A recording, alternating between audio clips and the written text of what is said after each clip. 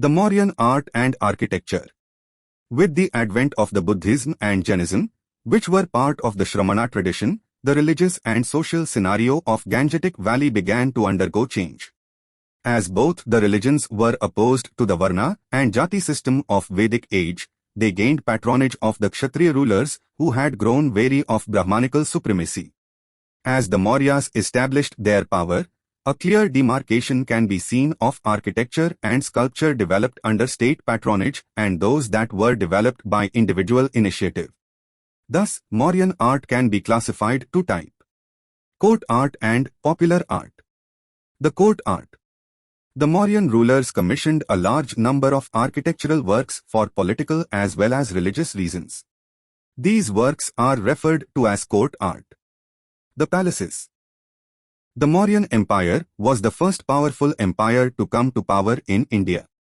The capital at Patliputra and the palaces at Kumrahar were created to reflect the splendor of the Mauryan Empire. The palace of Chandragupta Maurya was inspired by the Achaemenid palaces at Persepolis in Iran.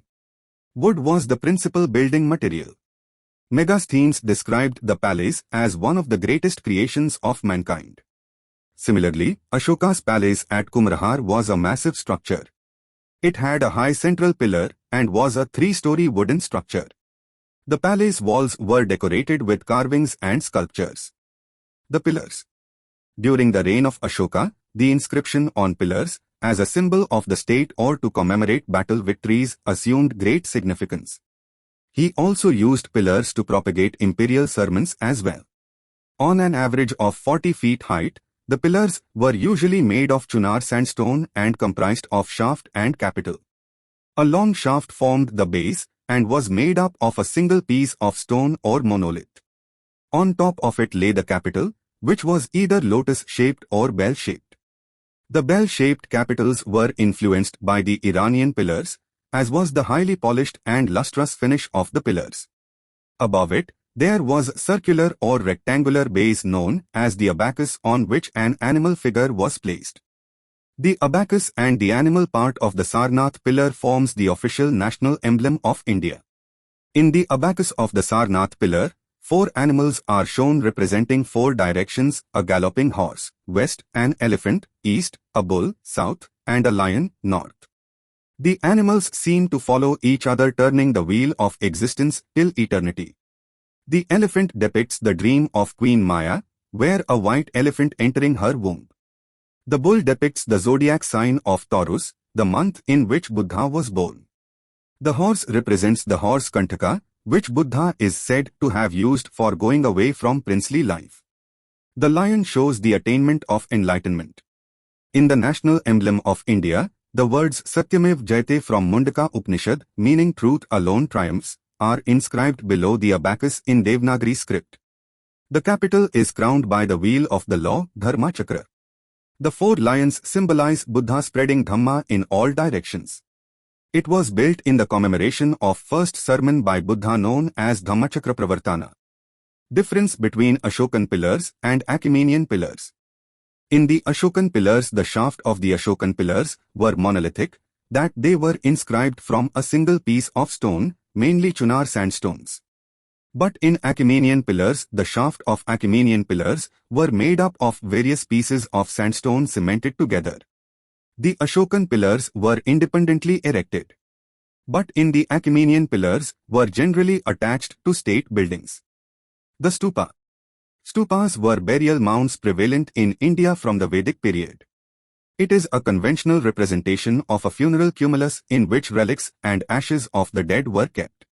During the period of Ashoka, the art of stupas reached its climax. Almost 84,000 stupas were erected during his period. Although a Vedic tradition, stupas were popularized by the Buddhists. After the death of Buddha, 9 stupas were erected. 8 of them had the relics of Buddha at their medhi, while the 9th had the pot in which the relics were originally kept. The core of the stupa was made of unburnt brick, while the outer surface was made by using burnt bricks, which were then covered with a thick layer of plaster. The medhi and the toran were decorated by wooden sculptures. Devotees walk around the Pradakshina Patha or open ambulatory passageway as a token of worship. Examples: Sanchi Stupa in Madhya Pradesh is the most famous of the Ashokan stupas. Piprahwa Stupa in Uttar Pradesh is the oldest one.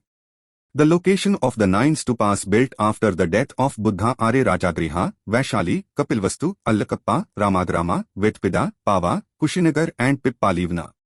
The popular art. Apart from the royal patronage, cave architecture, sculpture and pottery took the expressions of art by individual effort. These were grouped together as popular forms of art and architectures. The cave architecture. This period saw the emergence of rock-cut cave architectures. During the Mauryan period, these caves were generally used as viharas, that is living quarters, by the Jain and Buddhist monks. While the early caves were used by the Ajivika sect, later, they became popular as Buddhist monasteries. The caves during Mauryan period were marked by a highly polished finish of the interior walls and decorative gateways. Example: Barabar and Nagarjuni caves in Bihar were formed during the time of Ashoka and his grandson Dashratha and dates back to 3rd century BC. One of the most prominent cave was Nasik Caves. It is a group of 24 Buddhist caves, also known as Pandavleni. They were carved between 1st century BC and 3rd century AD and belong to the Hinayana period. However, later, the influence of Mahayana sect can also be found in these caves. Under Hinayana sect, Buddha's presence is indicated through the use of motifs and symbols like throne and footprints.